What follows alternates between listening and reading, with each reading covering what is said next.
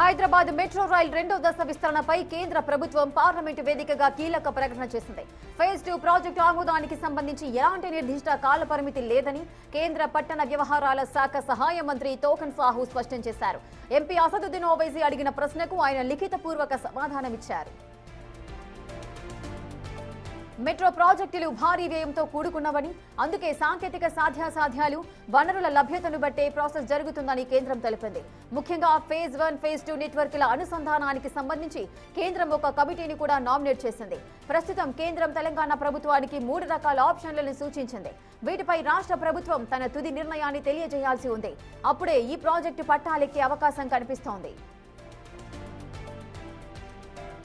Metro విస్తరణకు సంబంధించిన పూర్తి డీటెయిల్స్ మా ప్రతినిధి శివ అందిస్తారు. శివ,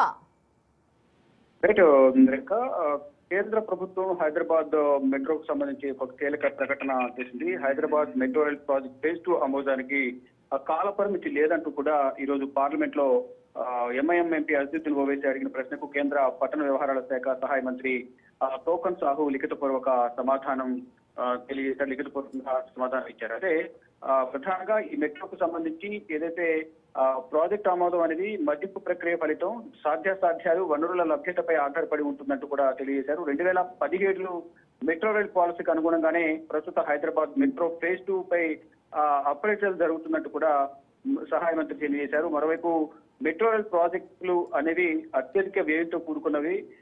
ప్రతిపాదిత ఫేజ్ 2 నెట్వర్క్ ను ప్రస్తుత ఫేజ్ 1 మెట్రో నెట్వర్క్ తో అనుసంధానం చేసే సాంకేతిక సాధ్యాసాధ్యాలపై సలహా ఇవ్వడానికి ఒక కమిటీని కూడా కేంద్ర ప్రభుత్వం నామినేట్ చేసినట్టు కూడా మంత్రి తెలియజేశారు. ఇక కేంద్ర ప్రభుత్వం ఇచ్చిన 3 ఆప్షన్లను పరిశీలించి తెలంగాణ ప్రభుత్వం తమ నిర్ణయాన్ని తెలియజేయాలని కూడా సూచించింది.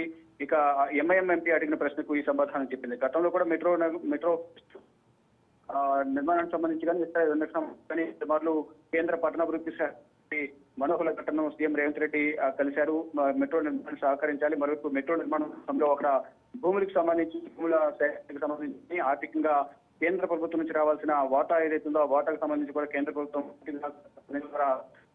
ఫేజ్ 2 అనేది అత్యంత త్వరగా కంప్లీట్ చేసి ప్రజలకు అందుబాటులో తీసుకొచ్చేందుకు అవకాశం ఉంటుందని కూడా కేంద్ర మంత్రికి పలుమార్లు సమర్పించారు. ఇప్పుడు ఒక కమిటీని కూడా ఏర్పాటు చేసి దానికి సంబంధించి రాష్ట్ర ప్రభుత్వం ఏదైతే రాష్ట్ర ప్రభుత్వానికి కేంద్రం కొన్ని ఆప్షన్ ఇచ్చింది కాబట్టి ఆ ఆప్షన్ ప్రకారం పరిశీలించి నిర్ణయం తీసుకోవాల్సి ఉంటుంది. మొత్తంగా చూసుకుంటే ఈ మెట్రోకు సంబంధించి కీలక ప్రకటన చేసిందని ప్రధానంగా భావించాల్సి ఉంటుంది. Right, thank you Shiva, thanks for the details.